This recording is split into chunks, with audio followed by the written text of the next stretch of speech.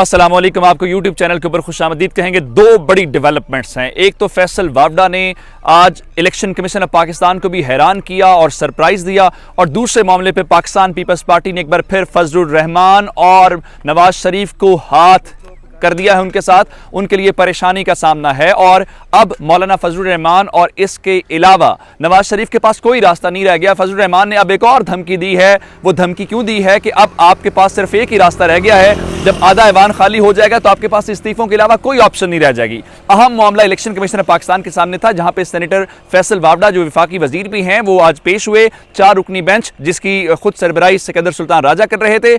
उन्होंने कहा मुझे फांसी पे लटकाना है, लटका दो, लेकिन एक हक आप मेरे से नहीं छीन सकते, वो मुझे सुने, मेरा मौक़िफ़ सुने, उसके बाद जो फैसला होगा उसके बाद देखा जाएगा कि आप लोग क्या फैसला करते हैं। इसके अलावा उन्होंने कहा कि आप जब मेरा मामला इलेक्शन कमीशन ऑफ पाकिस्तान के सामने पहुंचा और जिस मामले के ऊपर आप समाअत करने जा रहे हैं उस मामले के ऊपर चूंकि इस केस का फैसला हो चुका है और मेरा बयान हल्फी जिस बात के ऊपर है वो खत्म हो चुका है। वजह यह है कि मैं उस अपनी नशिस्त से इस्तीफा दे चुका हूं 249 के बाद। जब मैं उस नशिस्त के ऊपर रुकन ही नहीं हूं तो अब कोई वजह नहीं बनती कि आप उस हवाले से कोई कार्रवाई करें। ये मामला यहां पे मंतकी अंजाम तक पहुंच जाना चाहिए और इस हवाले से उन्होंने कहा आपने एक माइंड सेट बनाया हुआ है, आप पहले से ही मेरे खिलाफ फैसले का माइंड बना चुके हैं कि आपने मुझे नाअहल करना है। जिस पर आज इलेक्शन कमीशन ने कहा कि नाअहली तमाम उम्र के लिए होते हैं। एक बार नाअहली का मतलब यह है कि हमेशा के लिए नाअहली। लेकिन इससे बड़ी खबर यह है पाकिस्तान पीपल्स पार्टी ने जो किया है, पाकिस्तान पीपल्स पार्टी ने यूसुफ रजा गिलानी को मुंतखब कराया। किन के वोटों से मुंतखब कराया? नून लीग के वोटों से,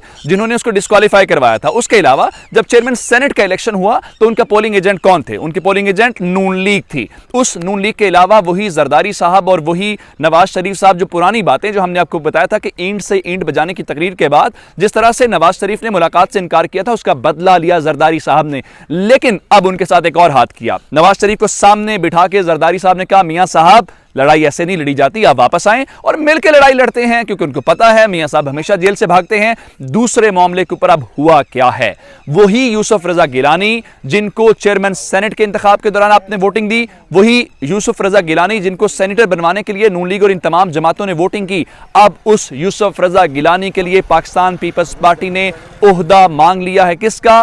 ऑपोजिशन लीडर का। क्योंकि इस वक्त पाकिस्तान तहरीक इंसाफ के बाद जो सबसे बड़ी जमात है वो पाकिस्तान पीपल्स पार्टी है, और नंबर्स के लिहाज से यह बात जरूरी नहीं है कि नंबर्स के लिहाज से पाकिस्तान पीपल्स पार्टी ऊपर है और पाकिस्तान पीपल्स पार्टी इस किस्म का मुतालबा कर रही है। इसकी वजह कुछ और है। इसकी वजह यह है कि ऑपोजिशन के अंदर दरारें पड़ चुकी हैं। पाकिस्तान पीपल्स पार्टी यह फैसला कर चुकी है कि इन जमातों के साथ रहते हुए उसका कोई मुस्तकबिल नहीं है और वो ऐवान की इस जंग को ऐवान के अंदर लड़ना चाहते हैं, जिसकी बुनियाद के ऊपर पाकिस्तान पीपल्स पार्टी ने अपना फैसला यह कर लिया है कि ऑपोजिशन लीडर का ओहदा नून लीग की बजाय पाकिस्तान पीपल्स पार्टी के पास होगा। इससे पहले कमिटमेंट यह हुई थी कि जो ऑपोजिशन लीडर का ओहदा है वो नून लीग के पास जाएगा, और नून लीग के लिए 2 नाम सामने आए थे। सादिया अब्बासी साहिबा, जिनका ताल्लुक आपको पता है शायद खाकान अब्बासी साहब के साथ है, और दूसरे लेवल के ऊपर आजम नजीर तारड़, जो इस बार पंजाब से नए सेनेटर मुंतखब हुए हैं टेक्नोक्रेट की निशिस्त के ऊपर। और बताया गया था कि सादिया अब्बासी मजबूत कैंडिडेट है, लेकिन आजम नजीर तारड़ का नाम भी उसमें आया था। लेकिन अब पाकिस्तान पीपल्स पार्टी ने इसके ऊपर आके भी नून लीग और मौलाना साहब के साथ हाथ किया है। उन्होंने कहा भाई बात बड़ी सीधी सी है कि चूंकि हमारे पास नंबर ज्यादा है तो हमारा ये हक बनता है कि ये ओहदा भी हमारे पास आ जाए। तो इंडिकेटर बेसिकली ये नहीं है कि नंबर्स की बुनियाद के ऊपर, क्योंकि ये फैसले हुए थे वहां के मुत्तफिका तौर पे। क्या फैसले हुए थे? फैसला ये हुआ था कि जो चेयरमैन सेनेट का फैसला है वो जाएगा पाकिस्तान पीपल्स पार्टी के हक में, डिप्टी चेयरमैन का जाएगा जेयूआई के पास, और उसमें जो बड़ी जमात है नून लीग के पास ऑपोजिशन लीडर का ओहदा जाएगा। वजह क्या थी? वजह यह थी कि नून लीग ये दोनों ओहदे अपने पास नहीं रखना चाहती थी। उनका ख्याल यह था कि अगर गिलानी साहब जीत जाते हैं तो उसका मतलब ये होगा कि हम सारे कहेंगे हम सब जीत गए, और गिलानी साहब वही असर और रसूख इस्तेमाल करेंगे जो उन्होंने सेनेटर के तौर पे इस्तेमाल किया। लेकिन इस बार पाकिस्तान तहरीक इंसाफ ने मामलात को अच्छे तरीके से मैनेज किया। लेकिन इसके ऊपर शेख रशीद की बड़ी अहम स्टेटमेंट सामने आई है। शेख रशीद ने कहा कि बुनियादी तौर पे जरदारी साहब ने जेन्युइन सियासत की है, उनको किसी ने मैनेज नहीं किया। लेकिन पाकिस्तान पीपल्स पार्टी के जो अंदरूनी हल्के बता रहे हैं कि आपको याद होगा कि आसिफ ख्वाजा ने कहा था कि मुझे जरदारी साहब के ऊपर जो है वो एतमाद नहीं है और ये जेंटलमैन किसी वक्त भी हमें धोखा दे सकते हैं। मामला ये है कि पाकिस्तान पीपल्स पार्टी नून लीग के ऊपर किसी तौर पे भी ट्रस्ट करने को तैयार नहीं है। उसकी वजह क्या है? उसकी वजह माजी की वो तमाम पॉलिटिक्स है, माजी के वो तमाम फैसले हैं जो नून लीग ने किए, और उसकी बुनियाद के ऊपर पाकिस्तान पीपल्स पार्टी आज भी ये समझती है। वहां पे वो लोग जो एतजाज एहसन साहब की सूरत में और इस किस्म के जरा हार्ड लाइनर हैं, वो ये समझते हैं कि अगर हम नून लीग के जितने करीब जाएंगे नून लीग रिलीफ लेगी। यानी क्या हुआ?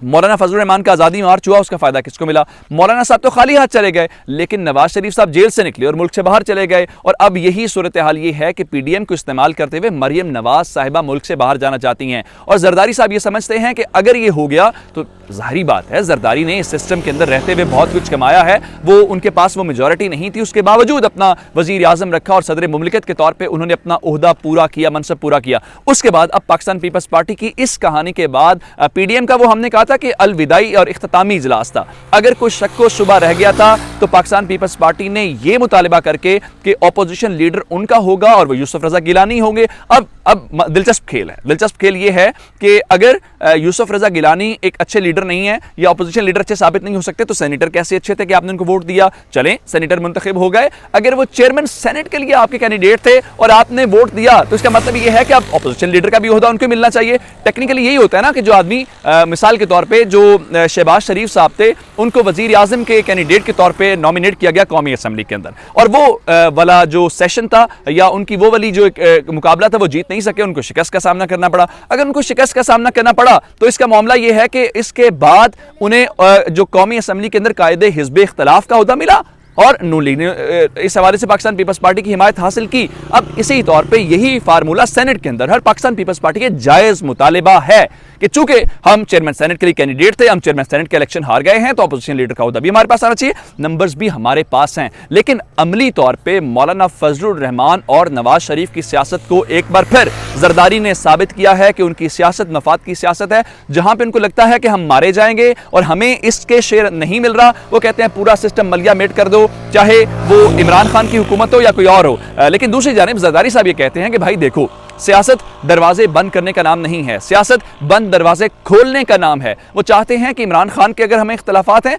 तो हम उनका ऐवान के अंदर मुकाबला करें, बजाय इसके कि हम ऐवान से बाहर ऐवान को खाली छोड़ दें। और अब तक इनकी सारी की सारी जो पॉलिटिक्स है वो सारी की सारी पाकिस्तान पीपल्स पार्टी ड्रिवन है, क्योंकि उन्होंने कहा हम इस्तीफा नहीं देंगे, अभी तक इस्तीफे नहीं हुए। उन्होंने कहा सेनेट का इलेक्शन लड़ेंगे, इनको सेनेट का इलेक्शन लड़ना पड़ा, और उन्होंने कहा कि हम लॉन्ग मार्च नहीं करेंगे। अब नून लीग, मौलाना फजलुर रहमान समेत तमाम जो अपोजिशन जमाते हैं वो सारी की सारी इस फैसले के ऊपर हैं। तो इसका मतलब यह है कि इनकी सियासत सिर्फ और सिर्फ शॉर्ट टर्म के लिए होती है, छोटे छोटे मफादात के लिए होती है। लेकिन जरदारी साहब बड़े लंबे खेल के खिलाड़ी हैं और उन्होंने एक बार फिर साबित किया है कि एक जरदारी पूरी पीडीएम के ऊपर भारी, और उस जरदारी ने एक बार फिर 3 बार वजीर आजम रहने वाले नवाज शरीफ को नॉकआउट कर दिया है। नवाज शरीफ के अलावा जो मौलाना फजलुर रहमान साहब हैं उनके साथ भी खेल हो गया। तो हमारा यूट्यूब चैनल सब्सक्राइब कीजिए और बेल आइकॉन के ऊपर क्लिक कर लीजिए। आपकी समातों का बहुत शुक्रिया।